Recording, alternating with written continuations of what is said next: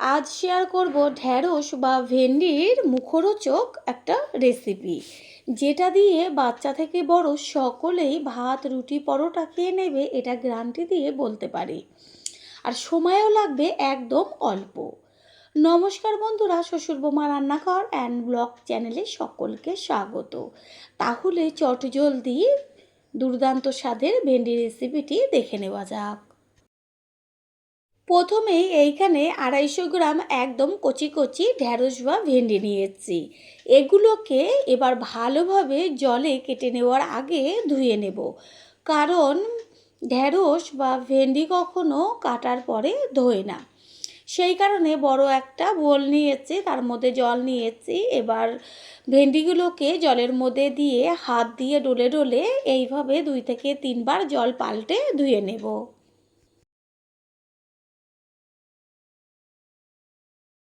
ভেন্ডিগুলোকে জল পাল্টে পাল্টে ভালোভাবে ধুয়ে নিয়েছি। এইবার কিভাবে কেটে নেব সেটাই শেয়ার করছি। একটা করে ভেন্ডি নিয়ে তারপরে চাকু দিয়ে মুখের দিকের অংশটা কিছুটা কেটে বাদ দিয়ে দেব। তারপরে ভেন্ডিগুলোকে 2 টুকরো করে পেছনের দিকের কিছুটা অংশ কেটে বাদ দেব। যদি বড় সাইজের ভেন্ডি থাকে তাহলে 3 টুকরো করবেন, আর এগুলো যেহেতু মাঝারি সাইজ সেই কারণে 2 টুকরো করে নেব। এইভাবেই সমস্ত ভেন্ডিগুলোকে কেটে নিয়ে ফিরে আসছি। গ্যাসের ওভেনে কড়াই বসিয়ে কড়াইটা ভালো করে গরম করে নিয়ে দিয়ে দিয়েছি সাদা তেল। এখানে আপনারা সর্ষের তেলও দিতে পারেন। তেলের মধ্যে দিয়ে দেওয়া হলো হলুদ গুঁড়ো। এবার ওই যে ভেন্ডিগুলোকে কেটে রেখেছিলাম সেই কেটে নেওয়া ভেন্ডিগুলোকে গরম তেলের মধ্যে দিয়ে দেব। তেলের সাথে হলুদটা মিশিয়ে নেব, এরপরে ভেন্ডিটা দেব। কারণ প্রথমে হলুদ দিলে পরে কি হয়, চারদিকে এই ভেন্ডিটা দেওয়ার পরে তেলটা ছিটতো, সেটা আর ছিটবে না। ভালোভাবে ভেন্ডিগুলোকে গ্যাসের ফ্লেম মিডিয়াম টু লো করে দিয়ে ভেজে নেব। কোনো রকম প্রথমে লবণ ব্যবহার করব না, তাহলে ভেন্ডিগুলো একদম নরম হয়ে যাবে, আর ভেন্ডির মধ্যে যে একটা লালা ভাব থাকে সেটাও বেরিয়ে যাবে। আর লবণ ছাড়া ভেজে নিলে একদম সুন্দরভাবে ঝরঝরে একটা ভাজা আসবে। ভেন্ডিটা প্রায় ভালোভাবেই ভাজা হয়েছে, সুন্দর একটা কালার এসে এই পর্যায়ে দিয়ে দেব লবণ। এখন লবণটা ব্যবহার করাতে কোনো রকম ভেন্ডি নরমও হবে না, আবার লালাটাও বেরোবে না। সুন্দরভাবে ঝরঝরা করে ভেন্ডিটাকে ভেজে নিয়েছি। এবার ভেন্ডিটা কড়াই থেকে তুলে একটা পাত্রে রেখে দেব।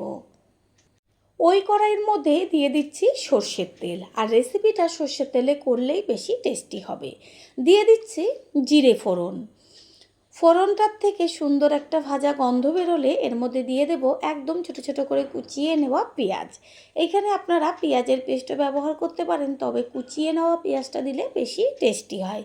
পেঁয়াজটাকে ভালোভাবে ভেজে নেব। পেঁয়াজটা ভাজা হোক, অন্যদিকে একটা পাত্রের মধ্যে আমি 3 চা চামচ পরিমাণ টক দই নেব। ভেন্ডির পরিমাণ অনুযায়ী কম বেশি করে টক দইটা ব্যবহার করবেন। দইয়ের মধ্যে দিয়ে দেব কাশ্মীরি লঙ্কার গুঁড়ো, কালারের জন্য দেব 1 চা চামচ জিরের গুঁড়ো, 1 চা চামচ পরিমাণ ধনের গুঁড়ো। এবার ভালোভাবে দইয়ের সাথে মশলাগুলোকে মিশিয়ে নেব। এতে কি হবে, অনেক সময় দইটা কষাবার সময় কড়াইতে দিলে পরে কেটে যায়।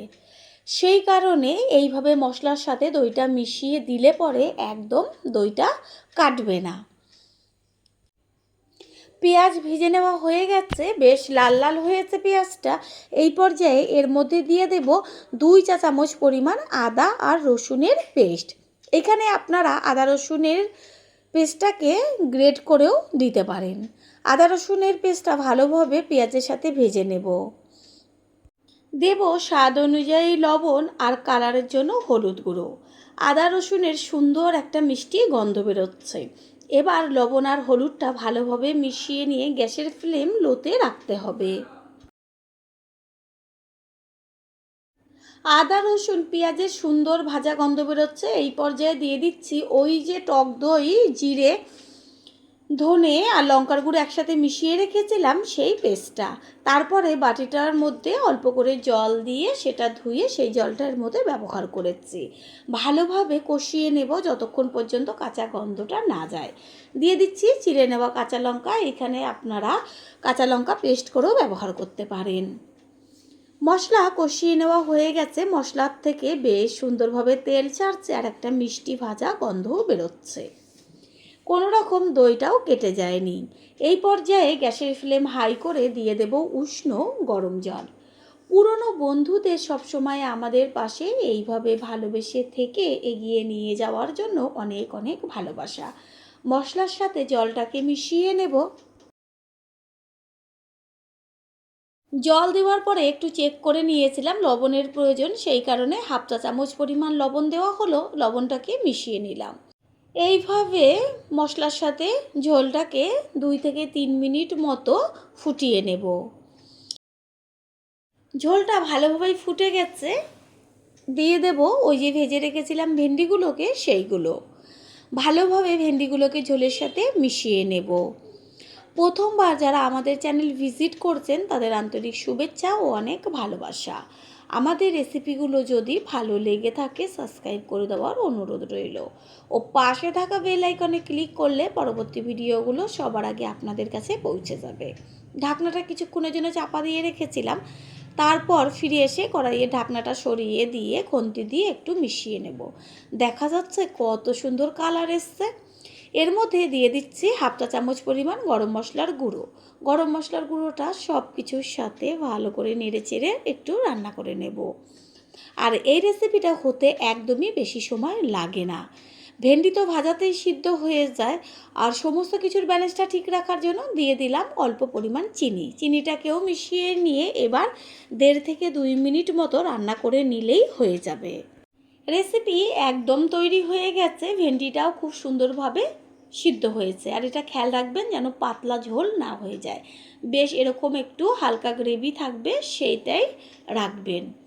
গ্যাস এই পর্যায়ে অফ করে দেব, না হলে একদমই শুকিয়ে যাবে। এটা ঠান্ডা হওয়ার পরে একটু আরও জমে যাবে। কিছুক্ষণ বাদে ফিরে এসে দেখিয়ে দিচ্ছি সম্পূর্ণ লুকটা। এবার একটা পাত্রে তুলে নেব। তৈরি হয়ে গেল আজকের রেসিপি। আশা করি রেসিপিটি ভালো লাগলো। আর যদি ভালো লেগে থাকে একটা লাইক, কমেন্ট, পারলে একটা শেয়ার করে অবশ্যই জানাবেন। আপনাদের দেওয়া একটা লাইক ও লাইকের পাশে থাকা হাইপ আর একটা শেয়ার আমাদের কাছে অনেক অনেক গুরুত্বপূর্ণ।